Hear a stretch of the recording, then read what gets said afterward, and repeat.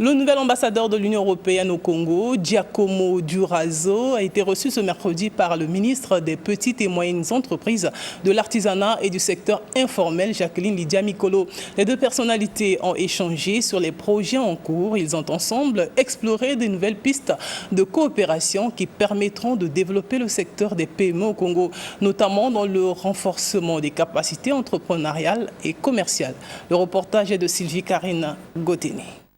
La formalisation des très petites et moyennes entreprises, l'émergence dans le secteur formel, la diversification de l'économie et la gouvernance constituent les grandes priorités du partenariat entre l'Union européenne et le Congo via le ministère des PME, de l'artisanat et du secteur informel, a fait savoir le nouvel ambassadeur de l'Union européenne au Congo, Giacomo Durazo, à l'issue des échanges avec la ministre Jacqueline Lydia Mikolo. C'est un projet qui a eu quelques difficultés de démarrage, mais qui maintenant se met en œuvre de manière satisfaisante. Mais nous pouvons peut-être faire encore des efforts pour qu'il ait plus d'impact et plus de visibilité sur ce programme.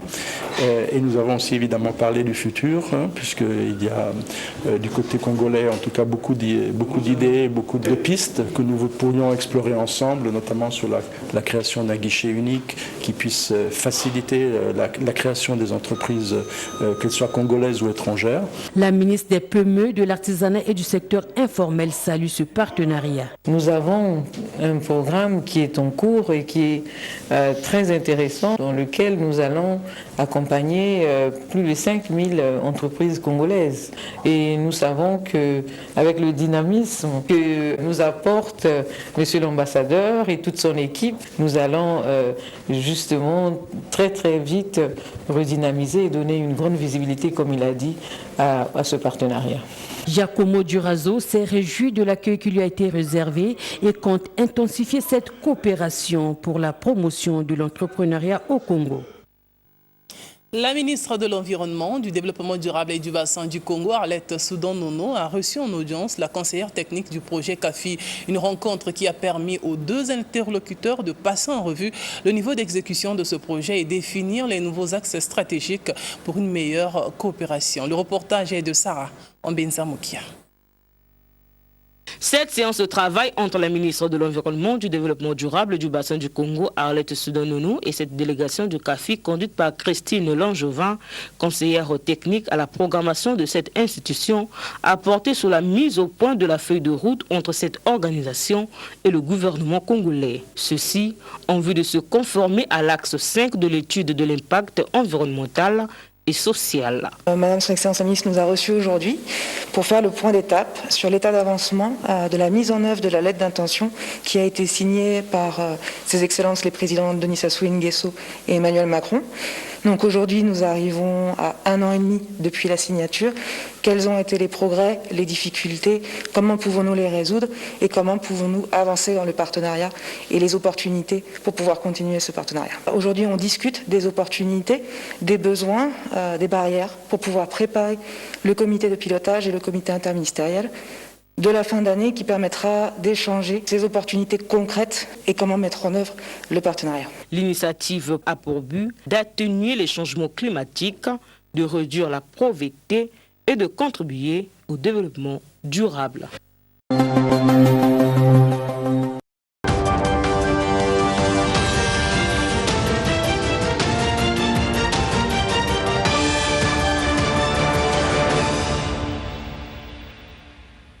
L'indemnisation foncière des occupants du site balnéaire d'Avlekete, destiné au grand village de vacances annoncé hier même.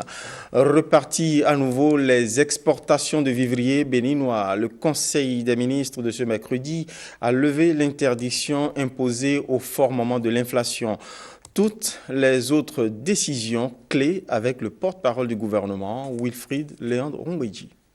Le Conseil des ministres s'est réuni ce mercredi 6 octobre 2021 sous la présidence de M. Patrice Talon, président de la République. Les décisions ci-après ont été prises. Au chapitre des mesures normatives, l'agrément au Code des investissements de 5 sociétés pour leurs projets d'investissement. Les 10 projets d'investissement attendus de ces sociétés pour leur installation vont renforcer le tissu industriel de notre pays en même temps qu'ils généreront des centaines d'emplois. Les domaines d'intervention sont aussi divers que variés et s'établissent comme ci-après.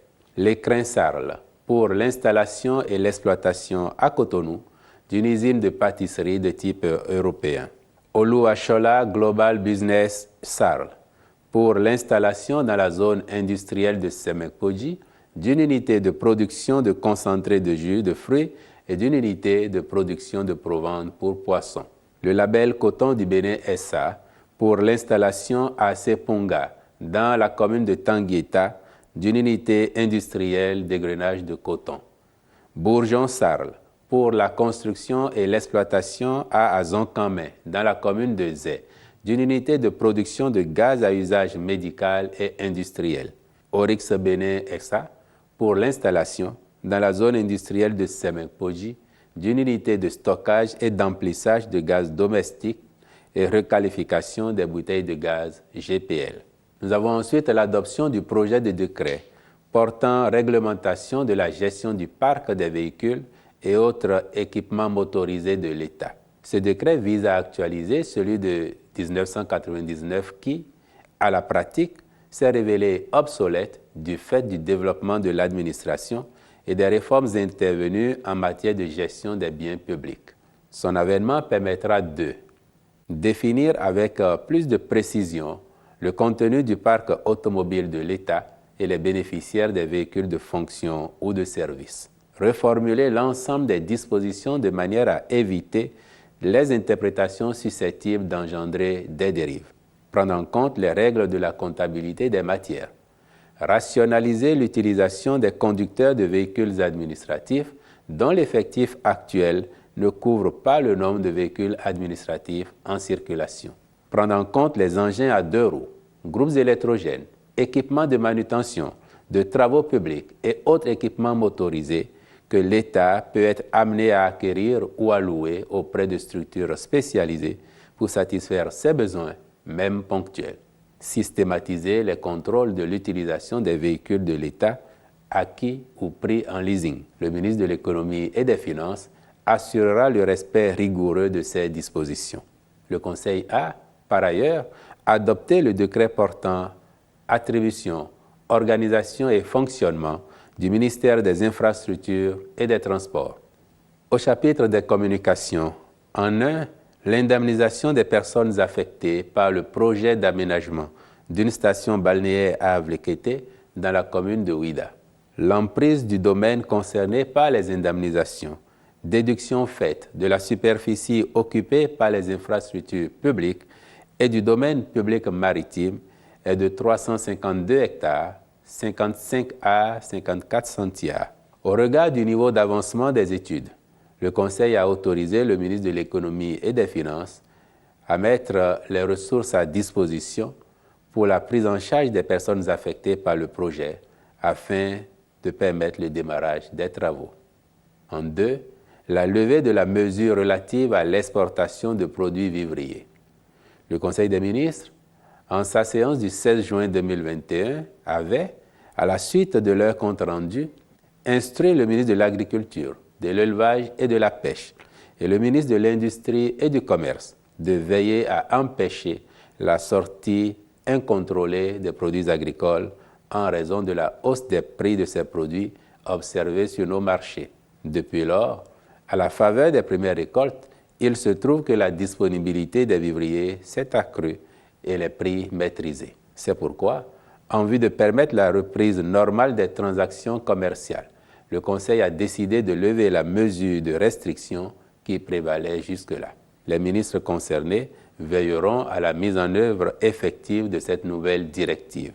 Au chapitre des rencontres et manifestations internationales, le Conseil a autorisé l'organisation au Bénin du 3 au 10 décembre 2021 de la 61e session ordinaire du Conseil d'administration de l'Organisation africaine de la propriété intellectuelle OAPI. Enfin, au chapitre des mesures individuelles, sur proposition du ministre, les nominations suivantes ont été prononcées au ministère des Enseignements secondaires, techniques et de la formation professionnelle. Directeur adjoint de cabinet, M. Denga Sagui.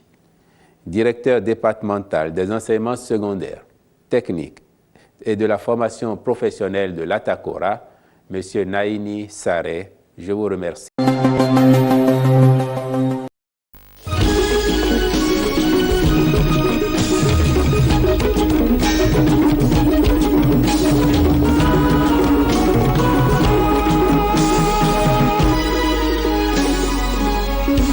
Les intentions, la volonté de l'Organisation du monde islamique pour l'éducation, les sciences et la culture, de soutenir le Gabon dans plusieurs domaines, notamment la protection, la préservation du patrimoine culturel national. Un projet dévoilé lors d'une séance de travail avec le ministre gabonais de la Culture et des Arts. Cabret Guilé, les mamies, Jean-Pierre Moussouani. Les questions relatives au fonctionnement du Musée national des arts, rites et traditions du Gabon et de coopération entre le ministère de la Culture et l'Organisation du monde islamique de l'éducation, des sciences et la culture. Voici, entre autres, le contenu de cette séance de travail entre Michel Minga-Messon, le ministre de la Culture, et le directeur général de l'ICESCO. Le musée dans lequel nous nous trouvons ici est pour nous un bébé qui grandit petit à petit. Le bébé est né. Il faut le faire vivre. Par ailleurs, un programme d'action sera élaboré dans le cadre de la nouvelle vision de l'ICESCO, celle qui consiste à la préservation de la paix et du patrimoine culturel. Il y a des hommes et des femmes qui travaillent ici au quotidien. Vous avez eu tout à l'heure les dames qui nous ont conduits. Ces dames-là, nous avons besoin de les rendre formés pour qu'ils soient beaucoup plus actifs dans ce musée-là, afin de contribuer justement au rayonnement de ce musée et au rayonnement de la culture gabonaise. Pour s'imprégner des réalités en termes de diversification du patrimoine culturel du Gabon, le ministre de la Culture et son hôte ont procédé à la visite des locaux du Musée national. Objectif, découvrir le contenu historique et traditionnel de notre pays.